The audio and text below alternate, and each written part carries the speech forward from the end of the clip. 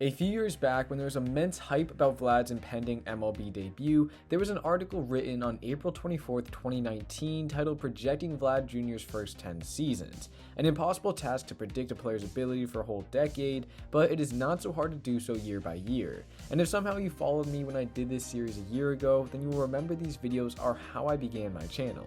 So for everyone who is new, let me explain how it goes. Each video I will talk about one certain player, in this instance, Vlad. I will then go over what I think an optimistic 2024 campaign of his would look like and why it could happen, followed by a more realistic version of what he could do, and then finally what a pessimistic version could look like.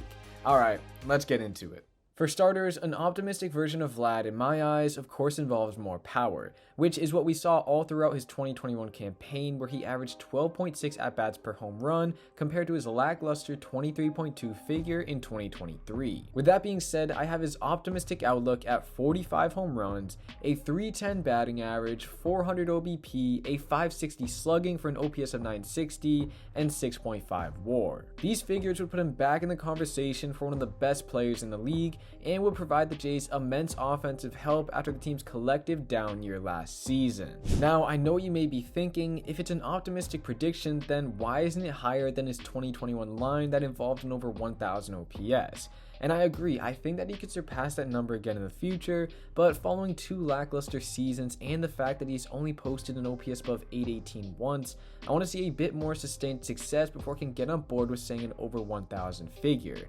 even if it is looking at him optimistically. Moving on to a more realistic version of Vlad, here I have gone with 34 home runs, a 285 average, 360 OBP, a 490 slugging, an OPS of 850, and a WAR of 4.5. This was a hard line to create because on one side you can look at his slash lines from every season in the big leagues and see he has stayed around a 270 average, 335 OBP, a 460 slugging, and a 790 OPS, and say, hey, this is realistic because out of his 5 years, this is where he has been the majority of the time. But there are a couple reasons why we'll more than likely see Vlad outdoing his past career norm.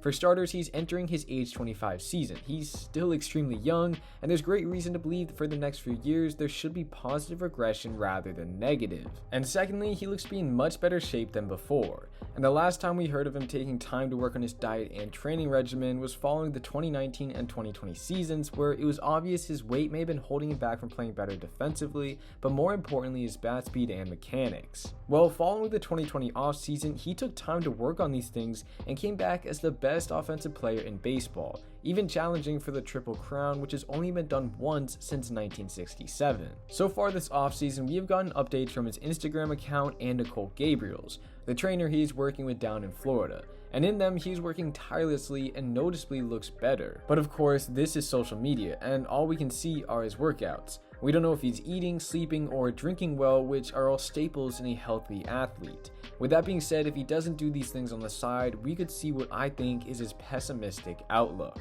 which to me involves 28 home runs, a 270 average, 335 OBP, a 460 slugging, an OPS of 795, and a WAR of just 2.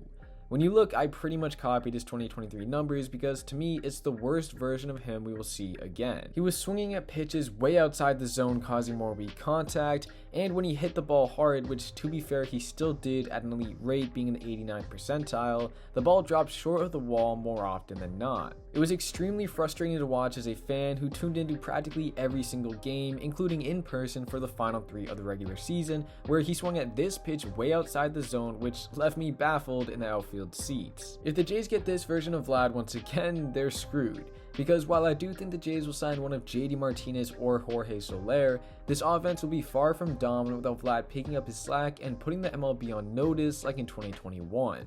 With all this being said, which version are you more leaning towards with Vlad? Are you buying into his offseason hype and going the optimistic, or a smaller positive regression in the realistic one? Or do you think his 2023 production will be more of the same in the next few years? Please let me know in the comments which one you think, and I promise to respond to each one. And if you enjoyed, make sure to hit the like button and subscribe for more awesome Jays content as we reach T-1 month before spring training finally commences.